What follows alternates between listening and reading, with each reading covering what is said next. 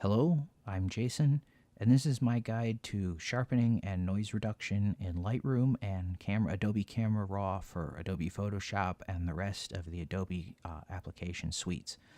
I'm going to be doing this demonstration in Lightroom 6.6, although the interface and the controls will be the same in all Adobe software, but the interface may look different or will look different in Camera Raw or, that'll be it, Camera Raw. What we're looking at here is a image of my test chart that I use when I'm profiling or adapting to a new camera to see how it performs in terms of noise and detail. And we're looking here at this image is ISO 102,400 on a 5D Mark III. And for this demonstration, I'm going to be using the 5D Mark III at the highest ISO because the noise is the most intense, and therefore it will be it's the most challenging situation for balancing noise reduction and sharpening, and two, the noise is most intense, and so I'm hoping that it'll come through more clearly with compression when this video gets compressed and uploaded. So let's get started. My test chart here, I have a number of different aspects of how I have the chart laid out. I have step wedges from white to black running around all four sides to give me a idea of shadow noise in the corners and the overall gradation and dynamic range of the camera. I have a set of primary colored red, green, and blue, and then gray blocks along the right side. I have a set of flesh tone blocks along the left side. And then I have these flanking either of those. I have paired resolution wedges from 100 line pairs per picture height, or 100 lines per picture height to 1,000 lines per picture height in 3 different contrast levels. The intent being that I want to be able to see how I'm losing detail at various contrast levels. When you're doing noise reduction and sharpening and whatnot, if you're only looking at the highest possible contrast range, you won't necessarily be able to, or you'll see more detail than when you're looking at the lowest possible contrast range. So my overall process for doing noise reduction and sharpening, I'm doing these for developed presets in Lightroom, but this is would be the same process if I was using Camera Raw and Photoshop, and to some extent this would be the same process if I wasn't doing a preset. I was just doing a adjustment on a per picture level. In fact, a lot of what I would do, even if I have, I'm starting with a preset normally, but on top of that I will do some picture level tweaking just to get the most out of the picture, because the preset won't always be perfect. So the first place, I start first of all with noise reduction, and then I work on sharpening.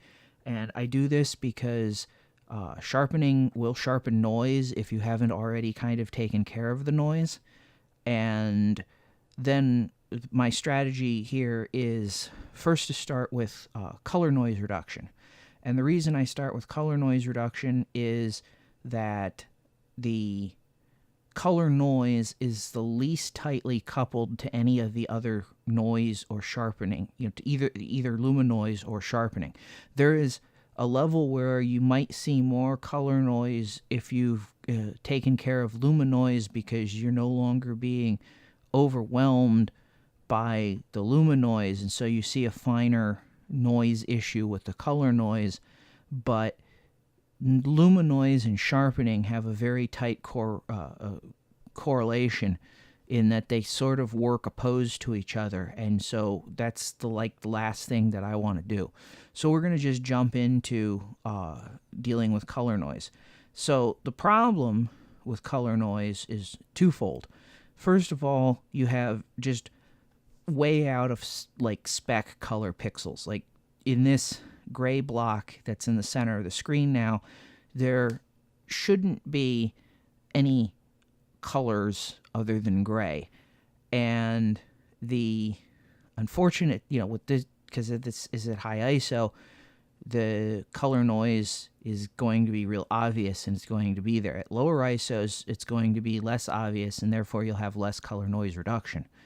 So the first thing I do is I want to just bring in color noise so I can start making a color noise reduction so I can start making the adjustments.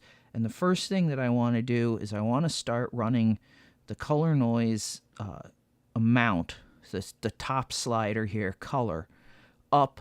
And as I do so, you notice that the individual pixels of color noise start to go away. Like you start seeing, especially in the dark shadows along the left side here, you start seeing fewer blue or red or green pixels, and you start seeing sort of just more overall patchiness. And so what I'm looking for is, to start with, is the point where I don't see, or I'm starting to see the color noise transition away from being individual pixels of color down to being more patches of color.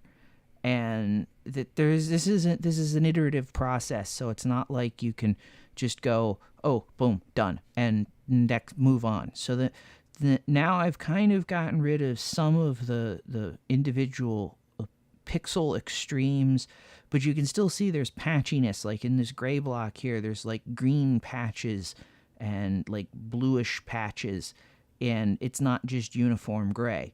And so to address that, I start bringing up the smoothness. And you can see very quickly as I bring smoothness up, the patchiness in the gray block goes away, or at least is reduced.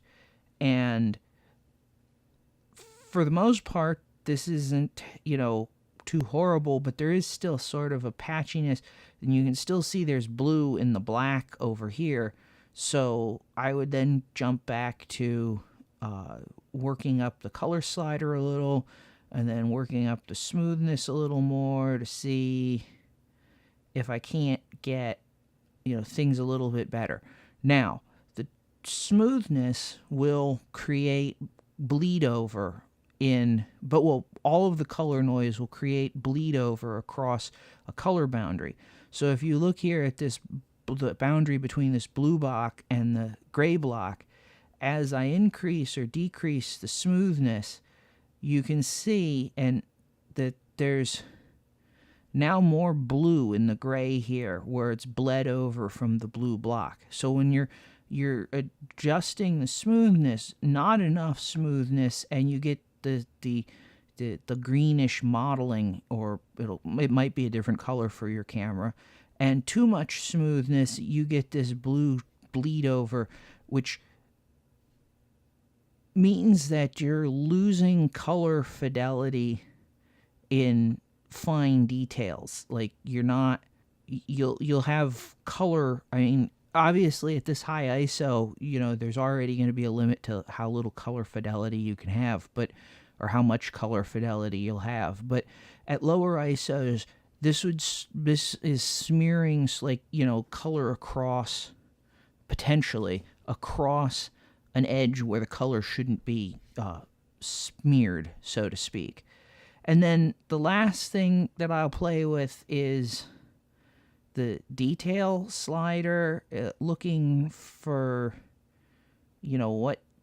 whether that appears to, like, when I have the detail cranked up to 100, that appears to clean up a lot of the blue in this gray block.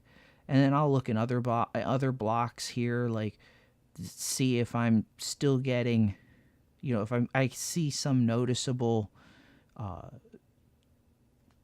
crossover or bleed over. Now I'm still getting color noise in the shadows here, and there's going to be a limit to how much you can really get rid of. I mean, you could crank color noise all the way up, or reduction all the way up, but you see, even at 100, I don't have, it's not cleaning up those shadows, these blacks perfectly. There is a level where you have to sort of go, I'm not getting any better. And once you get to where it's not getting visibly better, that's kind of where you want to stop, because there is no point in over processing or overtaxing the image when you could, when you're not benefiting from that significantly. The other thing, again, to look at, again, in these dark areas here, as I'm working the detail back and forth, you can see that at 100, there's more color pixels in the shadows there, or in the dark areas there, than at 0. So you're going to want to pick, like if you just crank the detail up to 100, it's going to accentuate the color noise in those shadows. And again, just going from, in terms of color noise, that's already cleaned up this image appreciably with respect to color noise. And playing with it a little more, there might be a small amount of gain to be had, but I'm not sure that there's going to be a tremendous amount of gain to be had. So the next step that I do now that I've got color noise taken care of, as much as I'm going to get it taken care of, is I go to luminoise. Now, luminoise is just brightness differences that are sort of irrespective of color. And one of the things that happens with luminoise, the processing effect, is essentially smearing out information. And this is where I was saying it's important to have the lower contrast resolution wedges, because you could see here up between 900 and 1,000 lines per picture height, the highest contrast is still not that bad. You can still make out the hint of a line, but as you get into the two lower contrasts, there's less and less. You're losing detail because it's being smeared out. Now, there's some things that can be done to compensate for that. You can adjust detail, and that will bring back some of the detail. It also brings back some noise. The contrast can be adjusted, which will make things more contrasty.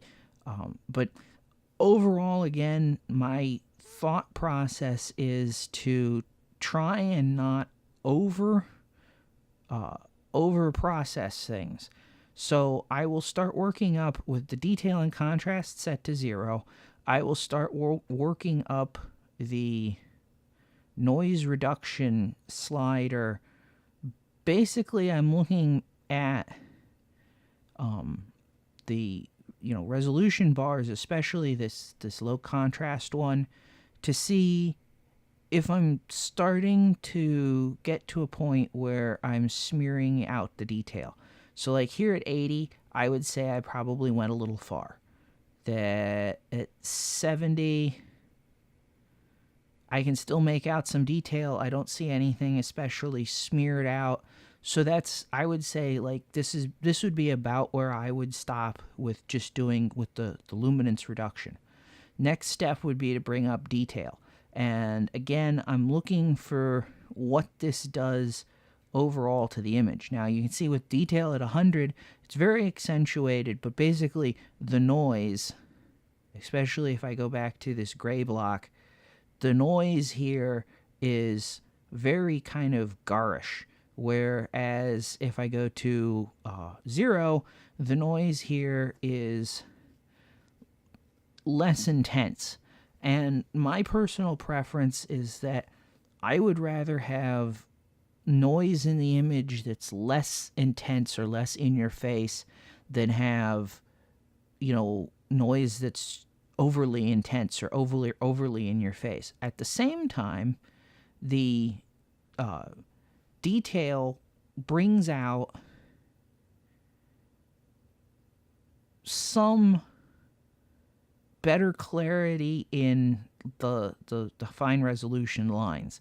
And in Lightroom, detail basically works as sort of the noise reduction. It works as sort of a high pass filter kind of thing where it tells the noise reduction software algorithm this is detail, not noise. So I'm trying to find a balance between accentuating detail where I'm getting the most out of it as I can, but where I'm not starting to pick up tremendous amounts of like flex in the noise, like especially like this right here, these sort of ticks. You know, if they're rather obvious. Now they're not so obvious. So I want to be somewhere, you know, just before that tick becomes super accentuated. And then the last thing I'm doing is contrast. And contrast in luminoise, basically, again, it intensifies the noise, but it also, if we come back up here, does work to increase the contrast of some details. And again, I'm of the opinion that for the most part, I would rather give up some resolution or some information so as not to have such, you know, have the noise being as in my face. And so I want to bring the contrast up as far as I can that doesn't sort of create an overly blotchy amount of, you know, the noise doesn't make the luminoise overly blotchy to me, somewhere around here. Now, with the luminoise under control, I can go back and I can look at the color noise again, because now the luminoise isn't so in my face that I might want to be able to, you know, I might want to adjust the amount down. Nope, that didn't work. That was, you know, too much. That I might need to adjust the amount or the smoothness slightly. The, you know, again, with it bleeding over edges, I want it to just to be where it's taking care of things, but not, you know, too far past taking care of things. And I can look at the detail again and not really doing much. Well, that's kind of really noisy. That's, you know, kind of not really doing a whole lot at the lower levels, which is kind of what I want. I kind of want as much detail as I can, but without like accentuating pattern, you know, the overall noise. I just want to try and keep it as clean as possible. So with noise and color and luminance noise taken care of, the last thing I jump into is doing sharpening. And there's no one size fits all for sharpening. That some of it's going to be dictated by your camera.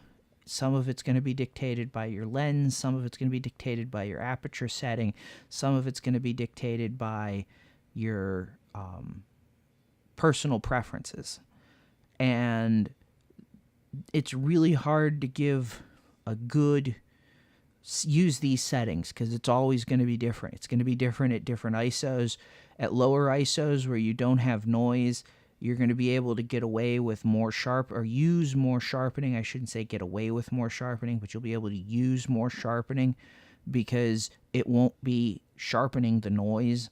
At higher ISOs, you're going to have to use less sharpening because the sharpening and will make what luminoise there is more intense, and therefore you kind of end up having to balance the luminoise and the sharpening. so that you're not overly sharpening noise, making it more intense and more obvious, versus you're undoing basically what you were trying to do with noise reduction. Sharpening is in Lightroom you have, or in Camera Raw, you have 4 settings: the amount, radius, detail, and masking. Masking is something you're always going to do on a per image basis, so I never bother messing. I leave that at 0 in my camera, or my defaults when I set them up. Amount is going to, like I said, that's like the intensity of the sharpening, and that's going to vary in a lot of respects based on personal preference. I've seen a number of recommendations all over the place. My recommendation is you pick something that makes the picture look good to you. I've always been somewhere in the 75 to 80 or 70 to 80 range. I know people who go to 100. I've seen guides say start at 100 and go up. It's something that you're going to have to look at sort of in a bigger context. Like, you can't look at it 100% on the screen. You're going to have to make a print or make a small image for that you would do for the web or whatever, and look at how the sharpening, whether it's over sharpened or under sharpened, in that respect. Radius can be useful in dealing with noise. I'm holding Alt now, and you can see the radius sort of changes the size of the halo. So it also, because it makes things the halo bigger, it also intensifies the noise a little. But at the same time, you can see over here in if you look at this dark gray or this black block here, and these high resolution things here, as I slide the radius up and down, the resolution blocks seem to get a little crisper, while the black block, the noise in it doesn't necessarily get worse. And so my general sort of lead is, I tend to normally leave my radius around 1 at low ISOs when noise isn't a significant factor, but at higher ISOs, I start considering maybe bringing the radius up some to bring out detail in the image. But again, this is sort of a per image thing. Like, if you have an image that has a lot of noise but a lot of smooth color areas, you don't want to have the radius and detail slid up, as that will sharpen noise, as opposed to leaving the smooth color areas, or enhance the noise, as opposed to leaving the smooth color areas mostly kind of smooth. So radius I leave at 1. I've tried other options, but I don't really find that to be ideal, at least not for my camera and not for my tastes. Detail, so in Photoshop, there's a sharpening technique where you make a copy of the layer, or clone your image onto a new layer, and then you run a high-pass filter or unsharp mask on that layer, and then you change the layer's blending mode to luminance, and then you paint with a paintbrush on the layer mask where you want sharpening applied, and mask out the areas you don't want it applied. And that's kind of what detail does in more of an algorithmic way inside Lightroom sharpening, that it tries to detect and separate noise and detail and what is what. And like you can see, when the detail's turned all the way down, the smooth colored areas that have noise don't really show up at all, but you get some hint of the lines where the resolution are, or where the resolution wedge is. As you increase the detail, you can see more of a hint of lines in the darkest or the lowest contrast wedge, but you also start seeing detail. Again, I'm holding Alt down while I'm doing this so that I'm in the detail only preview.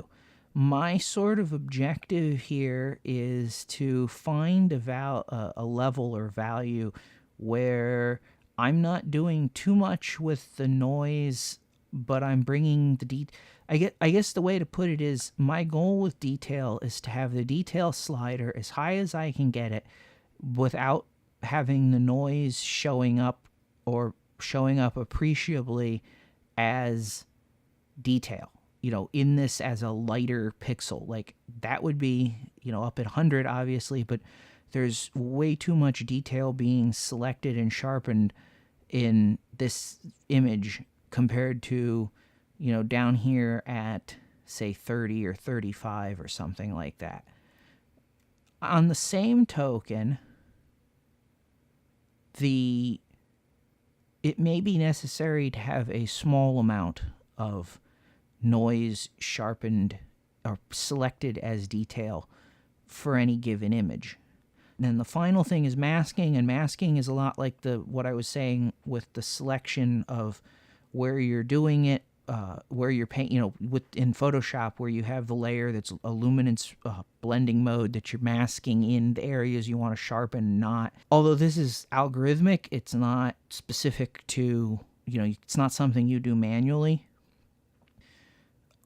It's also something that you're going to do sort of on a per picture basis, and not something that I would want to try and set up as a default, because like if I add masking, again holding Alt, I would want to mask this image so that I wasn't getting noise in solid colored blocks and I was only getting detail. But you can quickly see in the, again, lowest contrast and even the middle contrast resolution wedges that as I increase the masking, it's masking, or it's not sharpening the resolution lines, which are kind of noisy.